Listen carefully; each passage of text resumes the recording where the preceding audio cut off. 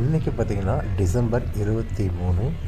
இதுதாங்க மணாலியில் இருக்கக்கூடிய Atal tunnel north சைடில் இருக்கக்கூடிய வெதர் கண்டிஷன். இப்போ பார்த்திங்கன்னா ஹெவி ஸ்னோஃபால் ஆகிட்டுருக்கு. இன்றைக்கி 5.5 மணி நேரம் டிராஃபிக் கிட்டத்தட்ட 6 கிலோமீட்டருக்கு full and full road black ஆகிருக்கு.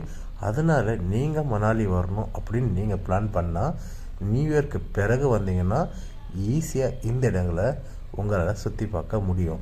ஏன்னா இந்த நியூ இயர்க்குள்ளே நீங்கள் வந்தீங்கன்னா ஏகப்பட்ட டிராஃபிக்கில் நீங்கள் மாட்ட வேண்டி இருக்கும்.